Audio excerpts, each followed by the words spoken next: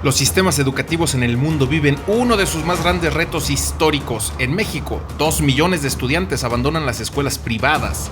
Es por esto que la Asociación Nacional de Escuelas Particulares en la República Mexicana calcula que irán a la quiebra un total de 18,657 escuelas particulares, que significa el 40% de todas las que hay en México. Los maternales y los preescolares son los más afectados. Ante una crisis como esta, de dimensiones descomunales, ¿qué tendría que hacer una escuela privada para sobrevivir? ¿Puede un preescolar en esta situación preservar el 75% o más de su matrícula? La respuesta es sí, y hemos estudiado casos. ¿Cuáles han sido los aciertos de las escuelas particulares que han logrado preservar más del 80% de su matrícula? Tenemos análisis de casos para responder a estas preguntas en el episodio 7 de Edúcate. Las escuelas privadas en México viven su peor crisis histórica y aquí presentamos algunas estrategias para sobrevivir.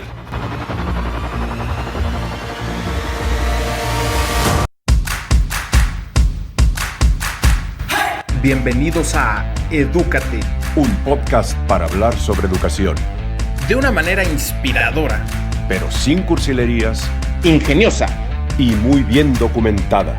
Este es un producto altamente pedagógico y 0% aburrido. Yo soy Rodrigo Limón. Y yo, Juan Pablo Pérez Solórzano. Un podcast para maestros y padres de familia que de vez en cuando se desesperan. ¡Comenzamos! ¡Edúcate!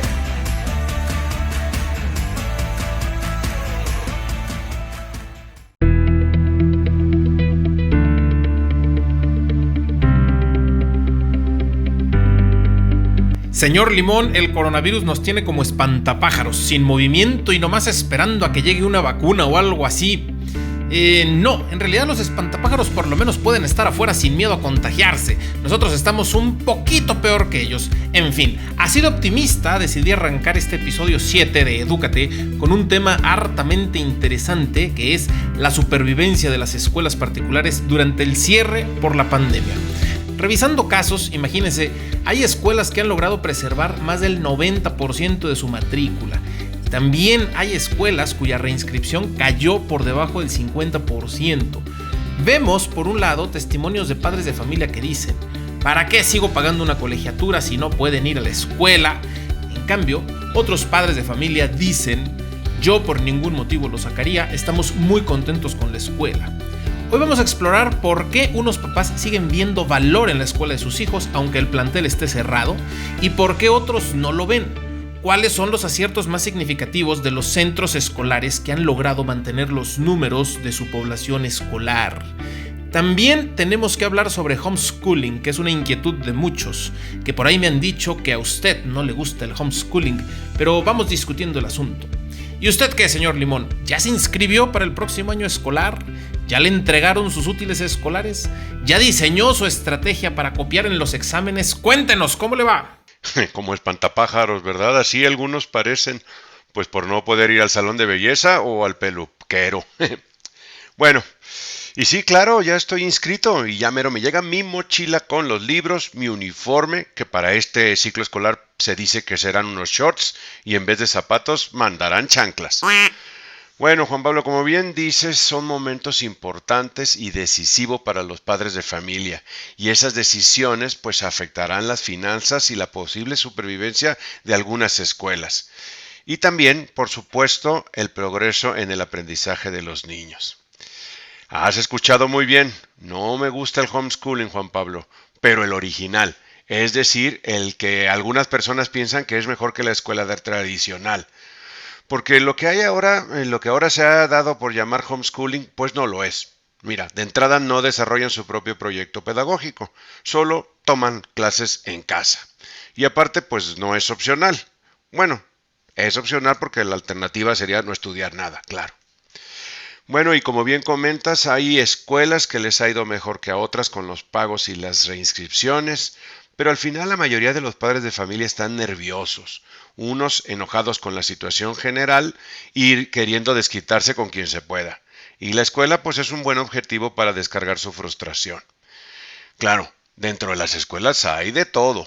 Hay algunas con la arrogancia que las ha caracterizado siempre, que ni chance dieron y ni chance dan. Son como ellos dicen o mejor que se vayan. Otras quisieron, pero no supieron bien qué hacer. Y también hay otras que lo hicieron muy bien. Aunque creo, sabes, que las que les fue mejor es porque ya venían haciendo un buen trabajo previamente con su comunidad de mamás y de papás. Ahora, dentro de los padres de familias, pues también hay de todo. Hay algunos que aunque estuvieran contentos o están contentos, pues económicamente no pueden ya pagar las cuotas, pues al estar en un sector económico muy afectado. Hay otros que les costaría un gran esfuerzo, porque su ingreso se redujo. Y hay otro sector también, los sabelotodos y alborotadores, que están arengando al que se deja para sumarlos a su cruzada por su nueva idea de lo que debe de ser la educación. Y bueno, pues al final en medio hay un gran espectro con sus propios problemas y realidades. Pero ¿sabes qué? Al final veo que prácticamente todos se olvidan de los niños y las decisiones las toman a partir de sus propios intereses. Por otro lado, no puedo dejar de sorprenderme por el repentino interés de los padres de familia por la educación, ¿eh? En fin, comencemos pues entonces este programa número 7, querido Juan Pablo. Imagínese, señor Limón, el 40% de todas las escuelas privadas en situación de quiebra. Esto según una publicación del Financiero de la semana pasada. Lo que se puso al rojo vivo es la competitividad. ¿Qué tiene que hacer una escuela privada hoy para mantenerse competitiva pese a no contar con su plantel? Y por ende, verse imposibilitada de seguir funcionando como escuela guardería para bebés, niños y adolescentes. Pues ahí le va. Lo que le tengo aquí son los factores críticos de éxito, es decir, las razones por las cuales un padre de familia sigue percibiendo como valiosa la escuela de sus hijos, a pesar de que no se puede asistir al plantel. Esta información sale de un análisis de casos de una muestra pequeña, 17 instituciones educativas privadas, con las que he trabajado en acompañamiento, estrategia y terapia para la supervivencia. Y el tema no es la muestra, sino la manera en que se repiten las razones que expresan mediante entrevista los padres de familia más leales a la institución educativa sobre por qué voy a mantener a mis hijos en su escuela, pese a la pandemia. A los que nos escuchan les quiero decir, si alguien quiere ayudar a la preservación de valor y con ello a la supervivencia de alguna escuela privada en especial, no dude en enviarle el enlace de este podcast a la dirección, porque estos datos son de sumo interés. Motivo mayormente declarado por la mayor parte de los entrevistados que han decidido dejar a sus hijos en su escuela. Se resume así: la escuela de mis hijos tiene un buen sistema de educación en línea. Ojo, aquí la escuela tiene que ser muy explícita al decir cómo van a ser las clases en línea. Al respecto, hay que dejar en claro que se esperan contenidos grabados y características en particular de las sesiones en vivo por videoconferencia, como que sean interactivas, que faciliten la participación ordenada por parte de los alumnos, con reglas claras para que cada sesión funcione y no sea un caos. También actividades debidamente diseñadas y bien dosificadas para que los alumnos trabajen y aprendan, sin sobrecarga por exceso de tareas y sin vacío de trabajo que genere la sensación de que pasan demasiado tiempo sin hacer nada. Esto costó mucho trabajo hacerlo bien en el periodo de abril a junio. Importantísimo, seguimiento al desarrollo socioemocional de los alumnos y énfasis en contenidos de regulación de emociones. Ayúdame, escuela, a que no estén tan ansiosos, eso dicen los papás. Hoy los contenidos de educación de las emociones son aún más apreciados. Retroalimentación al trabajo de los alumnos y acompañamiento, lo más que se pueda, porque es en verdad complicado hacer esto con una población escolar grande. Pero lo más que se pueda propiciar una comunicación personal de atención uno a uno con los alumnos que lo necesitan. Eso es lo que piden los papás. Pero para la escuela la pregunta importante aquí es esta. ¿Enviaste a los padres de familia una descripción convincente sobre cómo van a ser tus clases en línea? Bueno, todo esto es el primer factor crítico de éxito, o factor crítico de competitividad, o factor crítico de supervivencia, como le queramos llamar. Pero es tener esta claridad sobre cómo van a ser las clases en línea, porque es el producto principal. El proceso de enseñanza-aprendizaje se va a montar ahí. Entonces las escuelas tienen que describir puntualmente cuál es la estrategia para educar en línea. Segundo factor, estrategia de comunicación con los padres de familia. Los papás se ponen ansiosos cuando la escuela no emite en cierto tiempo un comunicado sobre cómo se va a manejar la situación, sobre cómo vamos y qué se va a hacer. Casos especiales con papás en problemas y en situación de inconformidad, que se les dé seguimiento, que la escuela sea proactiva y busque a los papás para informarles. Escuelas que en este contexto no modificaron su modelo de comunicación y siguen enviando las mismas circulares de siempre, tienen todas las de perder. Había que hacer cosas diferentes. A los papás ofréceles ahora una comunicación más cálida, constante, proactiva y con rostro humano. Videos dirigidos a los papás, o cuando menos audios de voz, para explicar todo lo que sea necesario ante la situación y sobre todo transmitir cercanía. Tercer factor, solidaridad. Parece que hay direcciones escolares que no entienden que este país está atravesando por la peor recesión económica de su historia. La tragedia de esto es el impacto en las familias y su calidad de vida. Muchos sacan a sus hijos de la escuela privada, en primer lugar, porque pagar las colegiaturas se volvió imposible. Y si hay escuelas que han mostrado cero empatía y cero solidaridad con la situación. Esto es decepcionante para el padre de familia que, en muchos casos, han encontrado más facilidades de pago por parte del banco con la tarjeta de crédito que la escuela de sus hijos, que promueve valores. Las escuelas tampoco están para regalar dinero, es cierto, pero sí tienen que resolver cómo podemos y vamos a ser solidarios con los papás en dificultad de pago. Y algo importantísimo, ¿cómo lo vamos a comunicar? Cuarto factor, prudencia con la economización de materiales escolares. No puede ser que en muchos casos no se haya procurado opciones económicas para la adquisición de materiales escolares, cuando tantas familias lo están pasando en verdad mal en su economía y se han visto obligadas a comprar computadoras, porque es un gran problema esto de tener 2, 3, 4 hijos y cada uno exigido de conectarse y trabajar en un equipo diferente. Y tenemos que si la lista de materiales escolares llegó igual de cara o más que en el año escolar pasado, pues entonces el mensaje que se le envía a los papás, ¿cuál es? Pues no es nada bueno.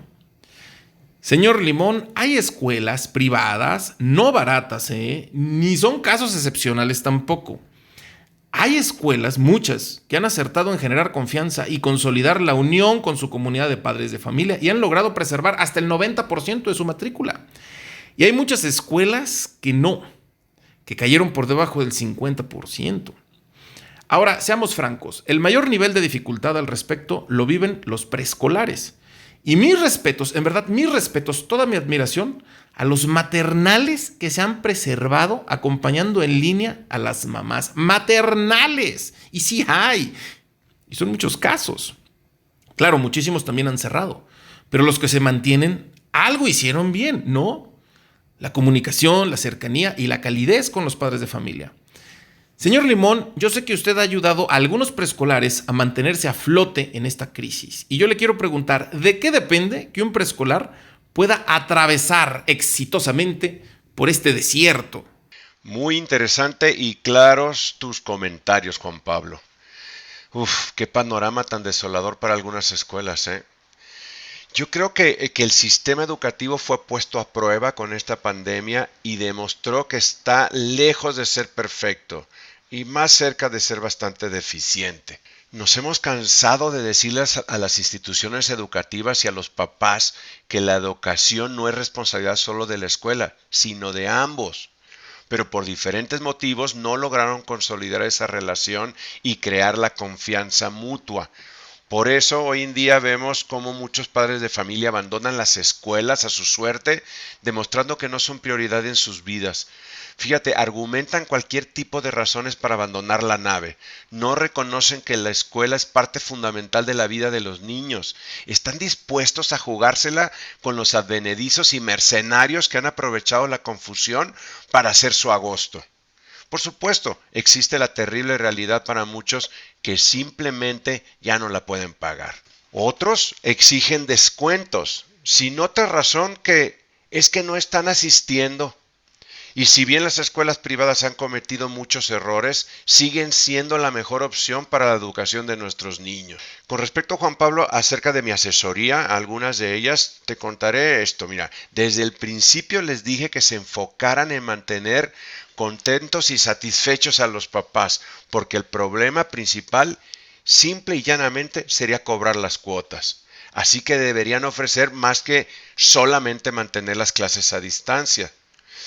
Esto debido a que para los papás el principal valor que tiene la escuela siempre ha sido el de guardería, y ese servicio no se iba a estar ofreciendo, por lo que tenían que asegurarse que quedara bien claro para los papás que el gobierno, dentro de las medidas que tenía que tomar para contener la epidemia, iba a prohibirnos usar nuestras instalaciones. Y cuando digo prohibirnos, así en plural, era para decirles que tanto ellos, o sea, los papás y nosotros, nos los iban a prohibir. Es decir, que todos íbamos a sufrir la medida, que la escuela no es un ente ajeno a ellos, sino que es nuestra escuela, de todos. Asimismo, Juan Pablo, la escuela debía y debe mostrar empatía con la situación que viven los padres de familia, y ahí fallaron las escuelas. Los padres de familia han pasado desde el miedo que genera la pandemia misma hasta la crisis económica que a todos nos ha golpeado. Y aparte ahora las mamás y algunos papás tienen a los niños en casa todo el día, trastocando su rutina de entrada. Y aparte, con respecto a la educación, si bien los papás no son maestros, sí se han convertido en auxiliares educativos, sobre todo en preescolar e inicial, ¿no? Otra medida que recomendé era que las escuelas deberían, algunas por primera vez, mostrar vulnerabilidad. Porque si cito a la gran Brené Brown, ella dice que sé que la vulnerabilidad es el núcleo de la vergüenza y del miedo y de nuestra lucha por la dignidad, pero también es donde nace la dicha, la creatividad, la pertenencia y el amor. Esto debido a que las escuelas siempre han ido por la vida asegurando que saben todo y que ellos se encargan, que ha sido una relación medio viciosa entre los papás y la escuela, ¿no? O sea, la escuela dice que se encarga de todo y los papás están encantados. Los papás creen que solamente pagando es es hasta donde llega su responsabilidad. Bueno, pues hoy en día ya lo sabemos, estamos lejos de saber algo. Estamos en muchas formas improvisando, y a las escuelas pues no les gusta aceptar frente a los padres que están improvisando, pero al mostrar vulnerabilidad transmiten a los papás que los necesitan y que ellos también a las escuelas. En fin, que el trabajo se debe centrar en la relación con los padres de familia para generar lealtad y pertenencia. Por eso una de las cosas que yo propongo es que se generen consejos, o sea, que se cite a los papás ya sea de forma presencial o en forma virtual y se platique con ellos. Hoy más que nunca se tiene que platicar con los papás, pero se tiene que platicar no de la forma que se hacía, o sea, unidireccional, que nomás iba la información, se citaba para explicarles y decirles cuáles eran las reglas. Y lamentablemente muchas escuelas siguen con esa política de informar y de decir cuáles son las reglas ahora, y no escuchan a los papás. Y si bien los papás igual tampoco tienen la respuesta, lo que piden es ser escuchados, porque les están pasando cosas. Y eso es importante para todos. Entonces, por ahí va la parte de asesoría que yo doy a las escuelas. Y sobre todo, no solamente les digo, como lo digo, que lo hagan, sino los acompaño en el proceso, que eso es fundamental. Otro de los temas importantes, Juan Pablo, es que en marzo, cuando empezó el confinamiento, yo le comentaba a las escuelas que le dijeran a los padres de familia que no se preocuparan tanto, que al final se iba a decretar el pase automático. Bueno, pues ahora ya no será igual. Es decir, ahora al parecer sí se va a exigir el aprovechamiento esperado a partir del grado escolar. Y esto presenta un problema, porque entre marzo y junio vimos cómo los niños estaban trabajando más que cuando estaban en clases presenciales. Y ahora se va a poner la cosa muy complicada para ellos, porque se modificó el formato, pero no los contenidos. Al ser todo nuevo, no solo para los estudiantes, sino también para los maestros, no sabemos cómo va a ser el avance. Así que creo que deberíamos de reconsiderar el programa escolar para este año, porque va a ser muy difícil que se cumpla como está y como estaba planeado para clases presenciales. Además, por un lado, las escuelas van a estar muy presionadas por los padres de familia para que se cumpla como dé lugar. Y esta presión va a caer directamente en las maestras y los niños, asimismo para los papás y las mamás. cosa que les va a producir un grado de estrés nunca antes visto. Además, algunos padres en la búsqueda de la escurridiza e intangible excelencia van a someter a sus hijos a la tortura de las clases particulares de regularización. Híjole, al final, Juan Pablo, son pocos los que piensan en las necesidades de los niños, por lo que vuelvo a clamar por ellos y pido que consideremos su situación y sus necesidades. Estamos en un enredo, señor Limón, porque por un lado tenemos a los niños y a los jóvenes muy desmotivados. ¿Y cómo no van a estarlo? No ven a sus compañeros, es decir, perdemos durante la contingencia la base socioemocional de la escuela. Cuando los alumnos están desmotivados, son más apáticos, su desempeño es menor, lo que provoca la reacción de los padres que se traduce en presión y estrés. Entonces, vemos a los alumnos rebotar continuamente entre la desmotivación, la apatía y después el estrés por cumplir con el desempeño que se les exige. La otra gran desmotivación, el otro gran desánimo que me preocupa es el de los profesores. Y cómo no, la convivencia escolar también alimenta y llena de energía al maestro. Pues bien, no hay eso. Al profesor le desanima ver a los alumnos desanimados. Luego siente que algo no se está cumpliendo y tenemos también que el maestro va a rebotar entre el desánimo y el estrés. Hoy las escuelas, y cuando digo escuelas me refiero a todos, en primer lugar a los alumnos, luego a los maestros, los papás y los directivos. Hoy las escuelas son un cóctel de emociones complicadas. Se necesita más que nunca madurez, creatividad y estrategia. Se necesita liderazgo. Pues a fin de cuentas, el líder es el que preserva la esperanza en medio de la tormenta y la transmite. Ante una situación como esta, las escuelas tienen que gestionarse de una manera completamente diferente, de una manera extraordinaria, vamos. ¿Cómo tendría que ser esa gestión? Hoy tenemos que pensar afuera de la caja y cuidarnos muchísimo de no cometer el más común de todos los errores, que es querer hacer lo mismo de siempre ante una situación especial, ante una situación extraordinaria. Antes de la pandemia podías darte el lujo de ser una escuela ordinaria y te iba bien. Hoy, si eres una escuela ordinaria, te puedes morir. Pregunta crítica para las direcciones escolares. ¿Estamos realmente tomando las medidas extraordinarias que la situación exige? Pensemos en 3 medidas que son imperdonables. Primera, estrategia, súper estrategia de comunicación con los padres de familia. No me digas que la base de tu comunicación siguen siendo las mismas aburridas circulares de siempre. Graba videos para los papás, dirígete con audios, llámales por teléfono, mantén la cercanía. Segunda, mejora continua de las clases en línea mediante creatividad e ingenio didáctico. Y tercera, ojo de águila para detectar alumnos con problemas emocionales, para tener atención, cercanía y darles, aunque sea a distancia, el mejor seguimiento posible. Pregunta para la escuela. ¿Estás realmente haciendo cosas extraordinarias en esos 3 campos? Si no, muévete, porque la percepción de valor de muchos de tus padres de familia se sostiene con pinzas. Tu relación con tus papás hoy es más frágil que nunca. Muévete, escuela. Tienes cosas tan extraordinarias como urgentes por hacer. Y en muchos casos, esto es de vida o muerte. ¿Qué otras medidas tienen que tomar las escuelas, señor Limón, ante la crítica situación que vivimos en la educación? En este ciclo escolar, Juan Pablo, más que nunca se necesitará la comunicación, la cooperación y el trabajo en equipo. Las escuelas deberían de formar mesas de trabajo en las cuales se compartan las experiencias de los docentes. Estos espacios deben tener un formato propositivo. No solo debe ser un lugar para contener emocionalmente a las maestras y maestros, sino también un laboratorio para generar ideas y mejorar prácticas.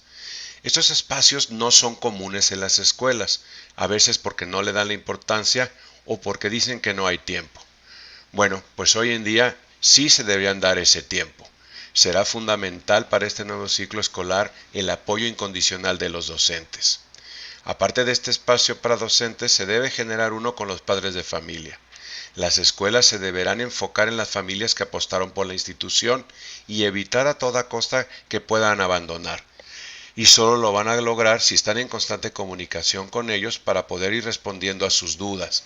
Esto para que no las ventilen en los grupos de WhatsApp y Facebook y reciban una cantidad de opiniones que no tienen que ver con la situación particular de su escuela. Y sobre esto va la frase misteriosa del señor Limón en esto que se llama jugo de limón.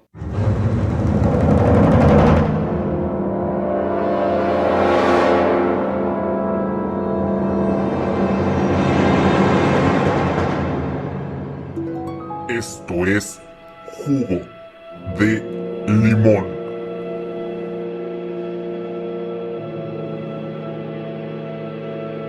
Sobrevivirán las escuelas que logren reinventarse mejor y más rápido.